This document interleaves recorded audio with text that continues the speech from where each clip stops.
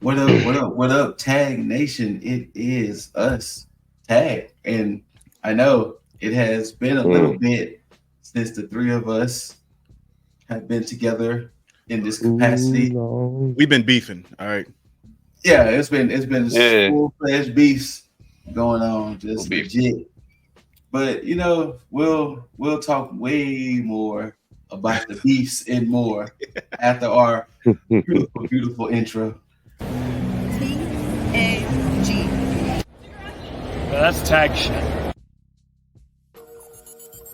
Free fall as I dive through the kaleidoscope in my mind. No rope up to climb. Gotta remind myself that I'm fine. Mama, I don't really want. If y'all want to know what the beefs and beef adjacent things was over, it was about this right here. Yeah. For those who are in the know, WrestleMania weekend was this past weekend, and it was a lot of wrestling. Like a Indeed. lot of wrestling programming and all of the above. And this was also special because we did something different for our tag predictions. We've actually had a one-on-one situation where, Mr. Oh, you know what? Let me rewind. I forgot. Mm, It's been a mm, while. mm, mm, mm, Been a mm. while. I myself, prestigious ScooterRay. You got Lip Dizzle, aka the Prince of Predictions, and you got Jaeger Bombastic, so fantastic, the heartthrob of IWC, aka Mr. His story is not over. You know? Damn right. But now to fast forward it back, Jaeger won the inaugural Tag Rumble, and he had a one-on-one shot against me at Mania, and more on how that went. While Dizzle and our Forbidden Door had their one-on-one shot to see who was going to get the next title shot at whether it's AEW Dynasty or WrestleMania Backlash. But we'll get all into that. So before we get Mm, into mm, mm. everything individual, how did y'all feel about WrestleMania weekend as a whole? Mm. And that's NXT. including NXT and both nights of Mania and the Hall of Fame, if you want to throw that in too. I mean, only one thing really stood out for me for the Hall of Fame. That was Mr. Heyman's speech. Yeah, it's hard to deny that one. Very hard. Yeah. Aside from that, I didn't get to catch all of Stand and Deliver, so I didn't get to see. But you know what? Overall, like Stand and Deliver included, even though I missed about half of that, it was. I mean, I didn't see Braun Breaker, right? Yeah, Braun Breaker and They Baron dropped. Corbin. No, they retained, but we'll get to. They retained. Okay, okay. We'll get into that. I just wanted to know if like, yeah, we'll get into it in a minute. But overall, solid weekend. Had some unpredictabilities. A certain cash in that could have waited, but apparently a certain injured person's been lying through his teeth as he does. I'm gonna stop the hate now before I get going. Lip, how about you? How'd you feel about it? I mean, everything was fairly solid for the most part. One thing I will say is that it did embody what is now, which I'm happy to say is the going trend for WWE, is that professional wrestling is back. It's Mm, bike. Basically, on every show, the majority of their matches, which I would damn near say all the matches, got enough time, whereas previous manias you would get the piss break matches, which there were definitely some piss break matches, but nothing felt as though it was meant to be a piss break match. And I mm, appreciate that. Even if I didn't like some of the matches, I do appreciate that they at least invested the time for each of those matches. But yeah, that's my general consensus across the board is that it actually felt the way that previous manias of old have felt. and I'm glad that they embodied the meaning of what professional wrestling is. And I thought it was funny because Rock kept saying it throughout the past weeks. Professional wrestling is cool. Professional wrestling is cool. But he meant that when he said it. So yeah, that's my overall thought. And of course, we'll get into everything when we individually handle these matches. Overall, a solid B plus, maybe even an A minus. Oh, you going with an actual rating? Okay. Yeah, I mean, you know, because I got so used to doing it with the ninjas. Shout out to Boss and Aranya. But if I had to give it a rating overall, like considering with NXT and everything, it would be a solid B plus, A minus. Yeah. Granted, there might be some things I might say that could contradict some of it, but if I'm just looking at everything and group it all together and kind of piggyback what you were saying too, Dizzle, about, you know, pro wrestling being back and the excitement, the feel, definitely B plus, A minus. Well, while we talking, let's go ahead and get it off. We kicked it off. Well, you had SmackDown Friday night, and the highlight of SmackDown Friday night is Bronson Reed is the Andre the Giant Battle Royal winner. Mm-hmm. He won the Battle Royal. He eliminated Otis, if I remember correctly, was the last person. And now he's the latest member to have his name on the trophy. And then you had the Hall of Fame ceremony, which the headliner was Paul Heyman. They let him go first, and why? You know, not to shit on the other inductees, but Paul Heyman went out there and literally tore the house down. Literally. Other inductees, you have the legendary Japanese women's wrestler Bull Nakano. You had the U.S. Express, Barry Windham and Mike Rotunda. Mm-hmm. R.I.P. Bray Wyatt. You had Rock's grandmother, Leah Maivia. You had Muhammad Ali, which I'm actually shocked it took this long for Muhammad Ali to be inducted. Wow, you know, that's crazy because that whole time I thought that he was already inducted. I thought so too. And then you had Thunderbolt Patterson. And I think that was all the inductees. I feel like I'm forgetting somebody. U.S. Express, Paul Heyman, Leah Maivia, Thunderbolt Patterson. Yeah, I think that's all of them. Even though I do feel like I'm forgetting somebody. But yes, so those were your 2024 Hall of Fame class. And once again, like I said, great show. And now to tack that on with SmackDown, that was literally 5 hours of content there. Because you had 2 hours of SmackDown and then you had 3 hours of Hall of Fame. And it was like, yeah, we in this. We in this. Now, Saturday morning, NXT Stand and Deliver. Now, the one thing that they've been promoting with this year's Mania and this year's NXT, that it is the biggest, because with this being WrestleMania 40, the initials, the Roman numeral initials is XL, so of course extra large. So they made everything seem like it's the biggest ever. So that's why we kept hearing that over and over and over all weekend, that this is the biggest this is the biggest that. And it was like, that's cool, but sheesh. Calm that shit down. Exactly. Yeah. So the first actual match we get of the first wrestling we get of all weekend, pre-show match, Sean Spears, Joe Gacy. This was brought on by the fact that Joe Gacy kind of just started recently playing mind games with Spears, and it was like, okay, let's have a match and Stand and Deliver. And it was like, okay, cool. Like, it was like, yeah, cool. So, and boom, here we go. Surprisingly, Joe Gacy wins.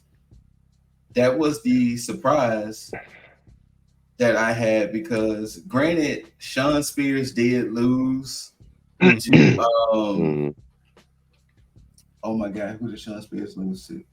T.A.G.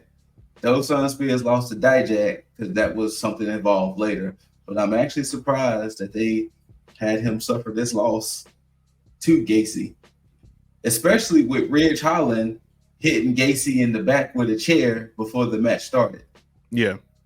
And it was even more like, well, what was the point of Joe Gacy doing what he did if Spears was still going to lose? Because it seemed like they're going to go ahead and align Gacy and Spears together to some degree. But whatever. It was an okay match. This could have been on NXT TV. This didn't have to be necessarily Stand and Deliver, if I'm truly being honest. And now it's starting to register as far as like the purpose of Sean Spears being there. Now I still think that he's going to get a push in NXT, but I also think that one of his primary focuses would be to help usher in the next generation. I think so too. I can see that. And I'm here for it. I think he's very good at what, because I mean him and Tyler Breeze. I keep forgetting Tyler Breeze's real name, but those two have wrestling school. They still call them Tyler Breeze. Okay, fair enough. Yeah. But yeah, they have a wrestling school, so this kind of just feeds into what he's actually doing on the other side. So, shameless plug, Flatbacks Academy, if I remember the name of it. I'm here for it. But yeah, I can definitely see, as long as Spears being there, he can be kind of like a, coach slash, like you said, helping usher in some of the new talent that's there. Because I mean, I'm pretty sure with all the new talent, the average age is what, 21, 22? Yeah, I mean, I think they range now between 21, 22, and like 26 at the very outside of somebody that's already been there. But as far as the new guys, I think Melo is like 26 at the most. So because he got in, I think, around like 22 when he started. But yeah, so Gacy gets the dub over Sean Spears, and we will see where that takes us. Now, the opening of Stand and Deliver for the NXT Championships, you got the Wolf Dogs, Braun Breaker and Baron Corbin versus Axiom and Nathan Frazier. And this match seemed funny to me because if you're looking at the sheer size of Breaker and Corbin, it's like, do we expect Axiom and Frazier to have a chance? The short answer is no. You don't expect it. But we were all bamboozled by our own internal booking, thinking that, hey, Braun Breaker signed to SmackDown. There is absolutely no way that he's going to just retain and then stay there, even though he signed to SmackDown. The only person who picked this correctly was Juggs. Juggs picked it correctly because he was the only one that went for the Wolf Dogs. And you know what? Just sidebar.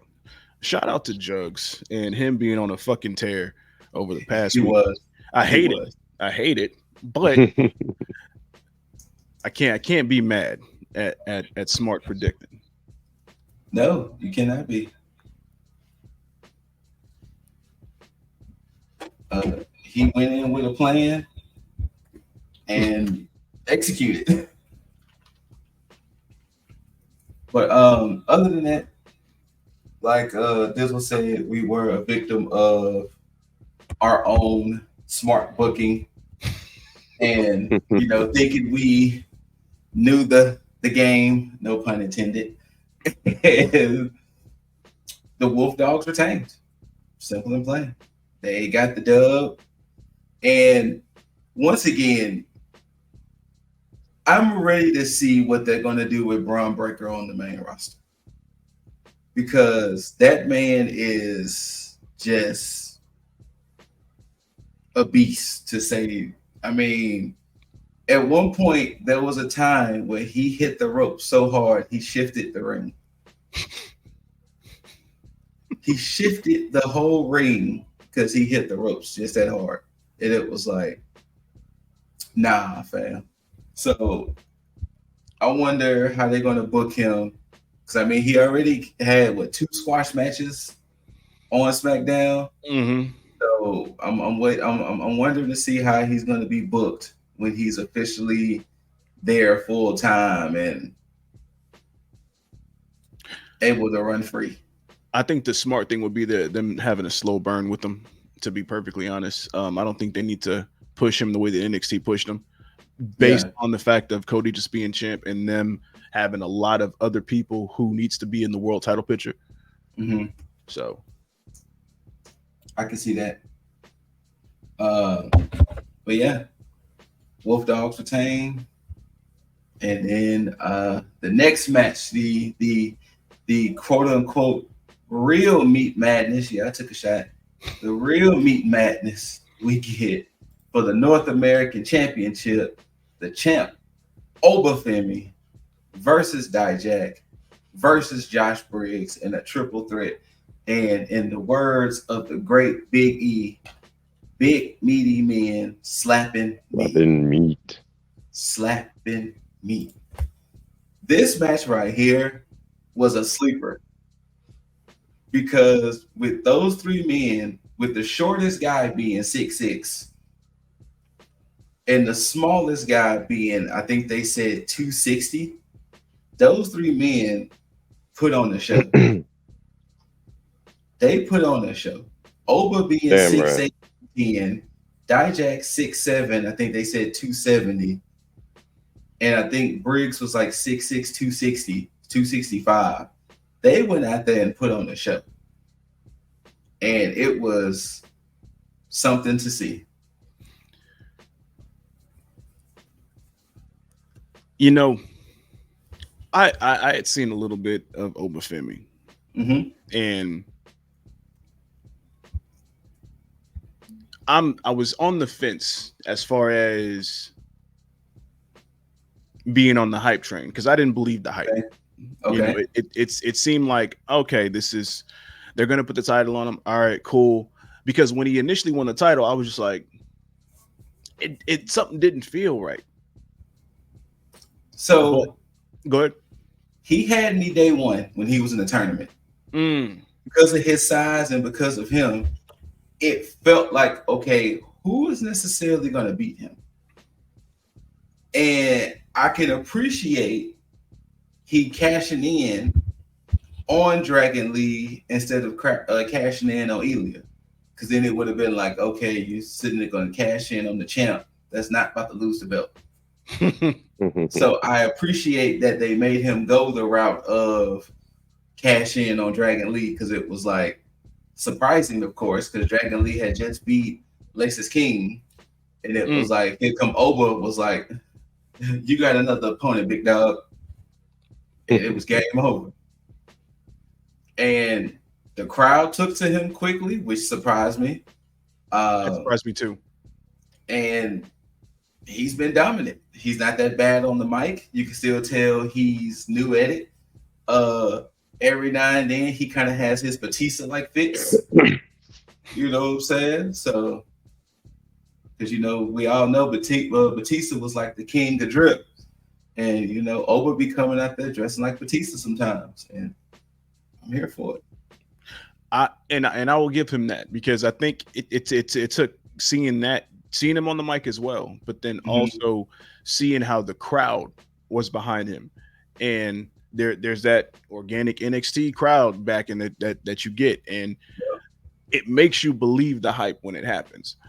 I still chose against him, because more so because of T.A.G, because I'm like, there's no way they're just gonna keep, you know, screwing over T.A.G like this. But, you know, I will say this: I would have been on y'all side if Oba was champion a little bit longer. considering But Oba maybe had, another pay-per-view longer. yes. If Okay. it was, if this was the next pay-per-view, I would have been probably on y'all side. If this match would have happened, whatever the next pay-per-view was, and he was still champion, then I would 100% would have been on y'all side with Dijak. 100%. Mm. I could even appreciate the way the match ended with Dijak hitting feast your eyes on Briggs, and right when the 3 count, you just see Oba's hands choking Dijak, and he was like, "Didn't I tell you, old man? This is." It was like, "Oh shit!" And it just pure destruction. And 1, 2, 3, Oba retains, and he keeps telling us this is his kingdom. And he's gonna show everybody. He's gonna show us better than tell us. Yeah, I mean, can't deny that, man. And I'm not going to. So. Not at this point. Not at this point. No. Our next match of the night, by the way of a 6 women's tag match, we had the team of Fallon Henley, Thea Hale, and Kalani Jordan versus Izzy Dame, JC Jane, and Kiana James. I dubbed them the Ains gang since their names Ains gang, yeah. But Ain gang. This match was exactly what I thought it was gonna be. This was exactly what I thought it was gonna be. It even played out the way I thought it was. You ain't got to be nice, Scoot. No. I'm saying like this could have been on NXT TV. It was predictable. It was very predictable. I can see why they put it on the main show because, in all honesty, this match would have made sense if it was Thea Hale versus JC Jane, and Kalani and Fallon was in Thea's corner, and Kiana, Izzy, and Rachel. Is it Rachel? No, Jasmine was in JC's corner. But for them to make it a 6-woman tag, it felt like a payday. It felt like, hey, let's get as much people involved as possible. But this really should have been a one-on-one between Thea and JC because this was where the beef stemmed from. Yeah. Then even to then, after watching NXT TV for weeks, the fact that JC just randomly switched up on Thea like that out the blue was like, what's happening? Like, you took Thea under your wing, you somewhat joined Chase U, you helped Chase U get out of financial debt. Now it's like, oh, you guys are a bunch of losers, and I don't want to be associated with y'all. Be toxic. Basically. And it was like, all right, I guess that's cool, but we here. Yeah. Team Thea got the dub. I mean, no need to really go more into it unless y'all got something y'all want to add. Absolutely not. Okay. Oh. I had to check the tape, man. I did go with Braun Breaker and Baron Corbin. Oh, did you? But aside from that, okay. that was straight. You did go. Yes, matter of fact, you did go with Corbin, and you did. Next match of the night, NXT Women's Championship. Champ Lyra Valkyria defends against Roxanne Perez. Roxanne has done like many other women in NXT and has turned to the dark side. And not only has she turned to the dark side, but in her words, she won't back what she never truly lost. And she Looks got like tired. It paid off. Right? She got tired of other women having the belt that she technically lost in a ladder match, but never got a chance to truly defend. And she came in on a mission. You know what I'm saying?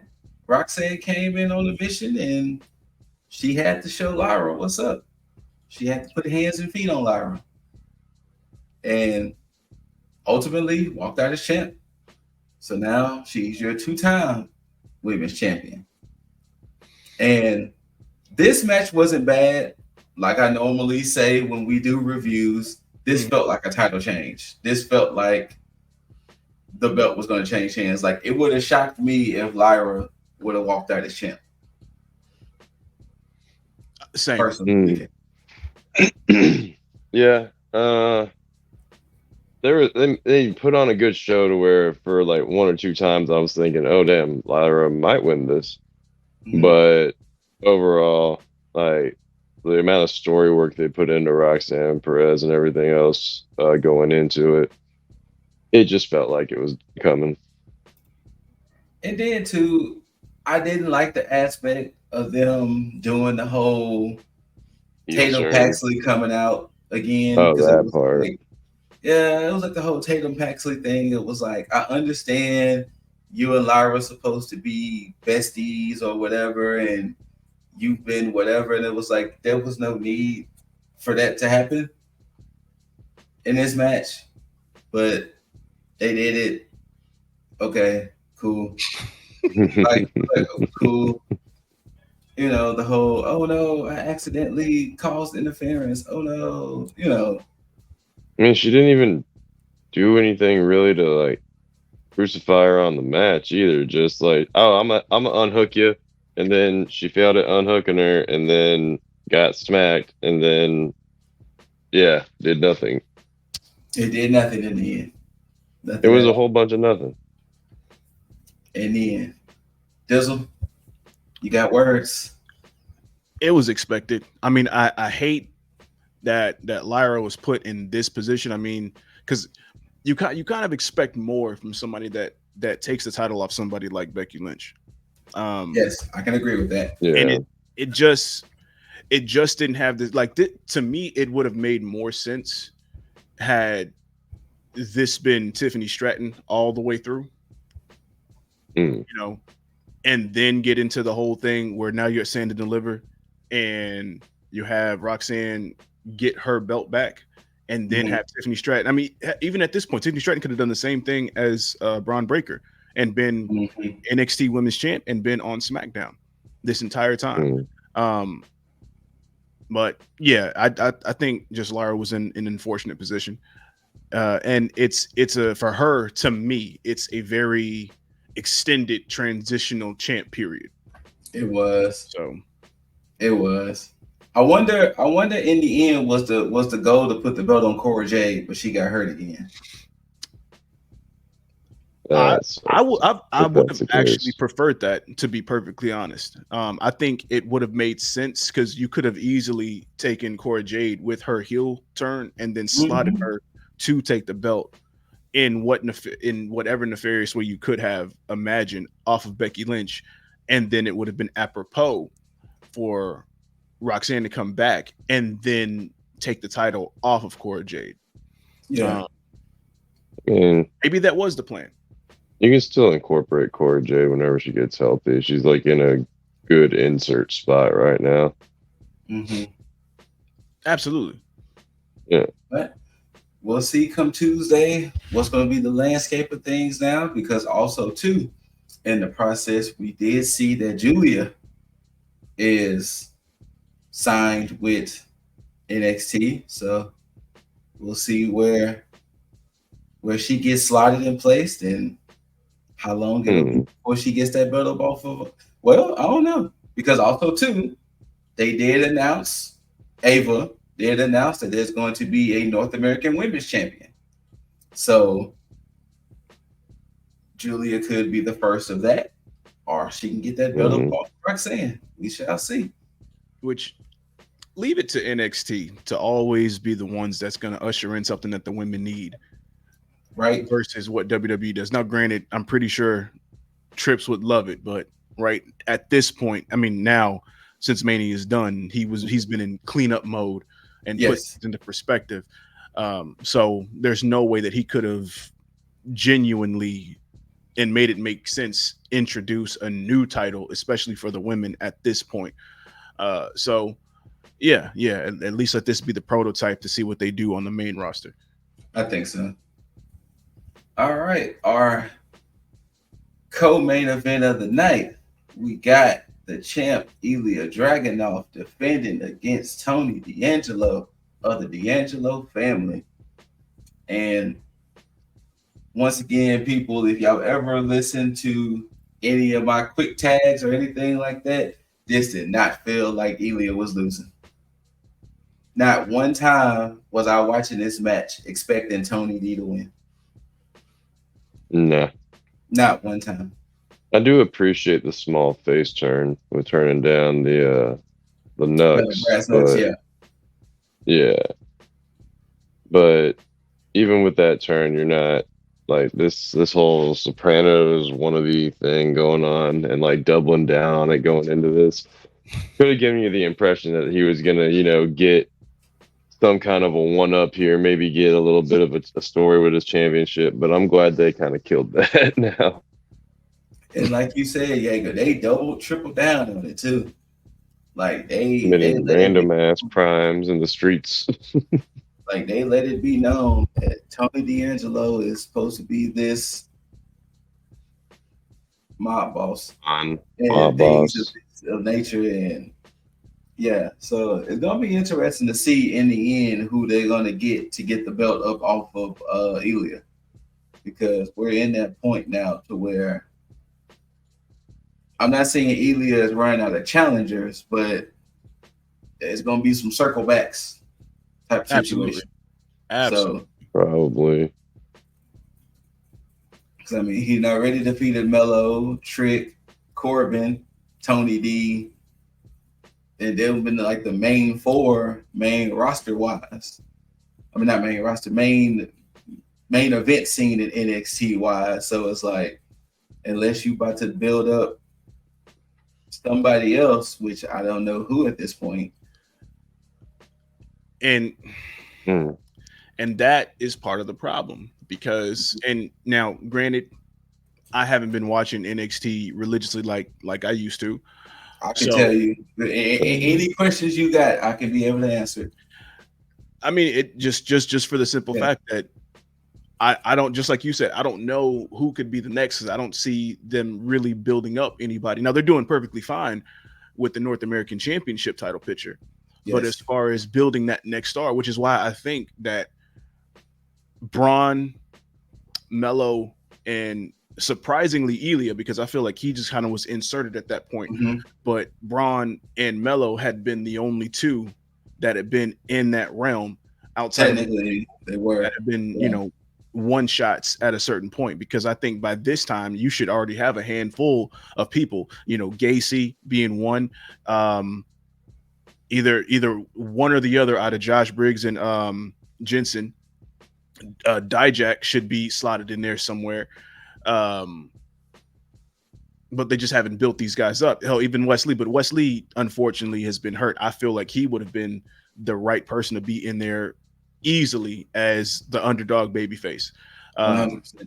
And now Trick could be that person, but I still don't know if he can carry that torch yet. Does he have the backing? Absolutely.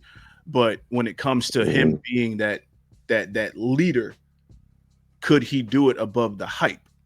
Yeah, that's the question that I have. But yeah, that's pretty much my stance on it. But hey, anything can happen between now and the next few months. Yeah, because I mean, there could always be a random Raw or SmackDown talent that could come back to NXT and just boom, let me get that belt up off you, big dog. That is true. That is true. I mean, because they have been religiously doing that with yes, they have anybody that's on the main roster. So I mean, they're still that. Ooh. I mean, if you want to dig up old rivalries, there is a gentleman who just dropped a belt. And not only that, he never got his get back on him either. You think Ilya was the one who defeated the undefeated Gunther for the UK Championship, and Gunther technically never got his get back on Ilya. So okay, well then now we have to ask the question, because I know that we're now kind of segueing into this. Would it be considered as a downgrade for Gunther based on what he's just done with the Intercontinental Championship? I think so. Personally, I think so. You could see it that way, or you could see it as Gunther just came off a 666-day reign where whatever he does, he's going to kind of be a little untouchable reputation-wise, in the same way that Becky Lynch didn't lose anything when she dropped her belt, her NXT belt. Like, you can't, like, Like you can just promote this for that story reason, and people are not gonna be like, "Oh, well, this is a kick down for him." Yeah. But at Depends the on same if time, you're too, already a fan of Gunther or not. and Dizzle, fix your face before I say it.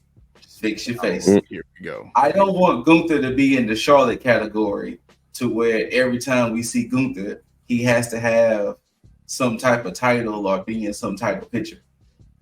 That's the only issue I would have with Gunther is that we just came off of, like you just said, 666 days. Still shocked by that.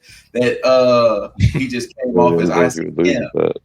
So I don't want Gunther to always be associated in some title picture, whether it's World or Intercontinental or whatever.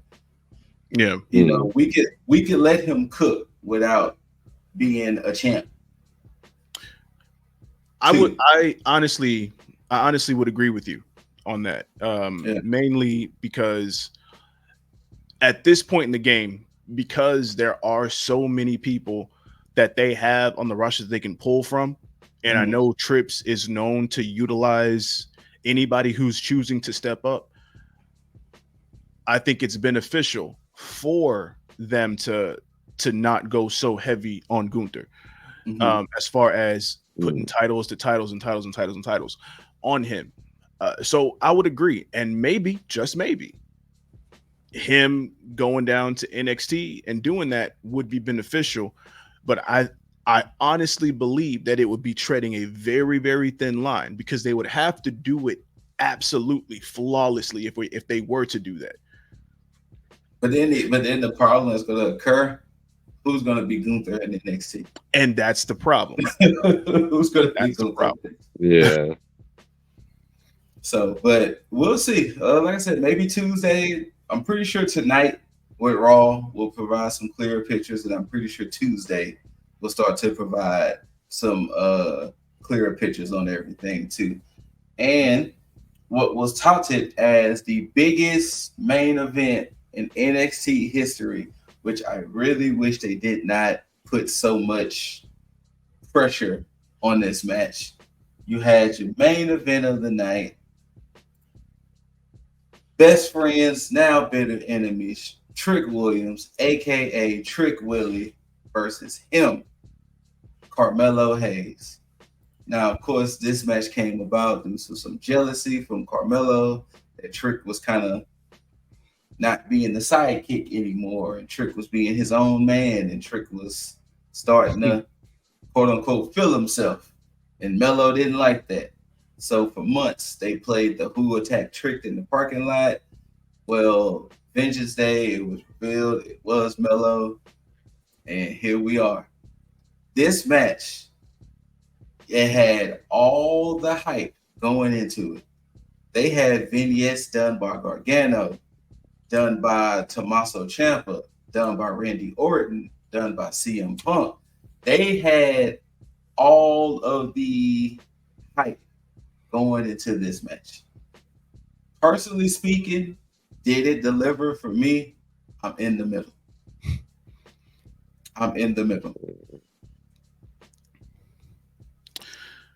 This is a classic case of basically trying to live up to the hype. Yes. And this is why I said what I said about Trick being put in, that leader position. Because it's one of those situations where if you get the rocket put to your back and you have to run with everything, are you able to perform when the bright lights are on? Yes. I believe it's possible, but I just don't know if he is actually there yet. Even Melo at this point still struggles with that. He can go, but he has to have the right partner. I think Braun is a good partner. In I think their first match, it was absolutely okay. Ilya, I believe it was their second. It was their second. Yeah. And I think and the problem with this is that it had all the makings of what would have been a fantastic match, being that they have spent so much time together. You would think that they would be able to put together a match, but we know a lot of people who've spent a lot of time together who did not put together a fantastic match, Jimmy and Jey Uso. But it's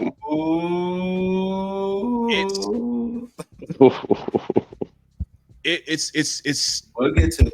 Yeah, we'll get to that. But it's just it's sometimes certain things just don't match up. Now I think that Mello is not the perfect partner as far as dance partner for Trick, because of the fact that he spent so much time with Mello and watching Mello perform under the bright light. So it's almost like going to get somebody that you've watched and admired and not knowing if you can actually amount to what they can produce.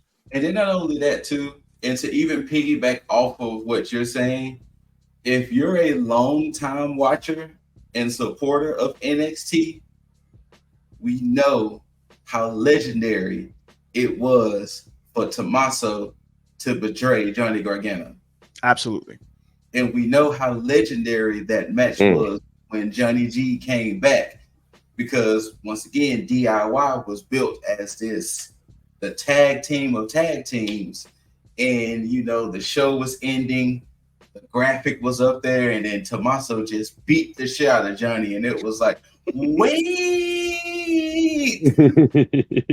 Air raid crashed off the stage and everything, and Johnny was gone for like a while. And when he came back, you knew their match was going to be. This didn't have that time to cook. Yeah. Because let's face it, the moment they was doing the whole who attacked Trick, you had to been a fool not to know that it wasn't Mello. Oh, absolutely. Then they slotted Lexis King in there to kind of play red herring that maybe Lexis King did it and all of this. And it was like, you have to be a fool to not know it wasn't Mello. And it had a decent build going into it, but I think if they would have pulled the trigger on everything last year with the turn and everything, and then had it built up for January, February, and March, that Trick and Mello were on a collision course, I think it would have been a better situation, personally speaking. Yeah. Yeah. I mean, I stand where I stand on it. I'm just ready to see what Trick does next. Me too. Because he had the Wells Fargo Center rocking. That music hit, it was over. Yeah. It was over. He had them going dumb. He's got star power. Yes, he does. Absolutely. And that's half the battle. And he can go in the ring to an extent. Yes. So he got everything that he needs. He can only go up from here. So I'm ready to see it. Same. Jaeger, you got anything to say before we wrap up NXT? Nah, I'm just trying to think about who Trick could end up going with or going up against. Obafemi. Maybe get No, because the thing is that they didn't tall already order. show. Literally. They didn't already shown that Trick wants the title, like the main title. So it's like, do you run Trick and Ilya 3? That's what I'm like. You get that? Actually, it'd be Trick and Ilya 4. Because Ilya fought Trick before Ilya became champion. Yeah. So technically it'd be Trick and Ilya 4 if you really put it all in perspective. So it's like, do we run that or figure something else out? Mm. So that's the. We'll see. I would say, yeah, we're here for it. I mean, Sean's been cooking over there. You know what I'm saying? So it ain't like Sean's been, fucking up. Sean's been cooking. Also, isn't the draft soon, or is that later? Probably in May. Look, Probably. NXT. Could bring up some NXT. Y'all wait. Y'all let Michael Sean Hickenbottom cook over there. All right. Right. Still a funny name. Hickenbottom. It's over there cooking. No. Cooking. But yeah, So as far as NXT going into this new era, we'll see what's next for Roxanne. We'll see what's next for the Wolf Dogs. We'll see what's next for Ilya. We'll see what's next for Oba. We'll see what's going to happen with the NXT Women's North American Championship. We'll see who's next on that. Julia should be debuting soon. So NXT looks like they got some things cooking up. But once again, Tuesday, we'll know for sure how it all plays out. Dollars make a way to make a change. Gotta be insane to make those same mistakes again. So I'm switching lane to lane. Pray the curb don't scrape.